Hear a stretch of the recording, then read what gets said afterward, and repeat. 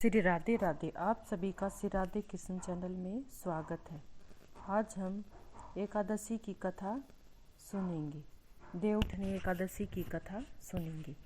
एक राजा था, उसके राजा में प्रजा सुखी थी। एकादशी को कोई अन्न नहीं बेचता, सभी फलाहार करते थे। एक बार भगवान ने राजा की परीक्षा लेनी चाहिए। भगवान ने एक सुंदरी का रूप धारण किया, सड़क पर बैठ गई। तभी राजा उधर से निकला और सुंदरी को देखकर चकित हो गया और उससे पूछा, हे सुंदरी, तुम कौन हो और इस तरह यहाँ बैठी क्या कर रही हो? तब सुंदर स्त्री बना भगवान बोले, मैं निराश्रित हूँ, मेरा कोई नहीं है और नगर में मेरी कोई जान पहचान भी नहीं है, किससे सहायता मांगू? राजा उसके रूप पर मोहित हो गया और वह बोला, तुम मेरे महल चलकर मेरी रानी बनकर रहो। सुंदरी बोली, मैं तुम्हारी बात मानूंगी, पर तुम्हें राज्य का अधिकार मुझ पर सौंपना होगा।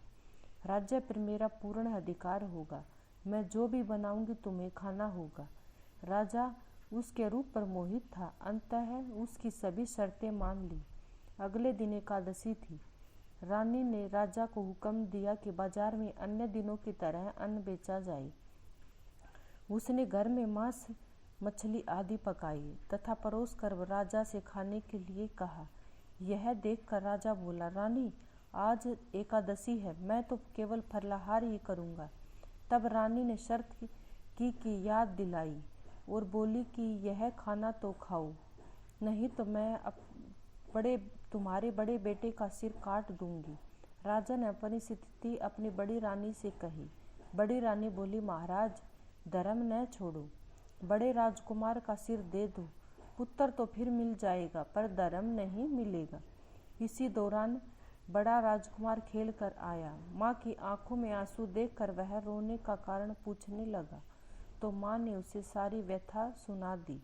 तब वह बोला, मैं सिर देने के लिए तैयार हूँ, पिताजी के धर्म की रक्षा होगी, जरूर होगी। राजा दुखी मन से राजकुमार का सिर देने को तैयार हुआ तो रानी के रूप में भगवान विष्णु ने प्रकट होकर असली बात बताई। राजन, तुम इस कठिन परीक्षा में पास हुए।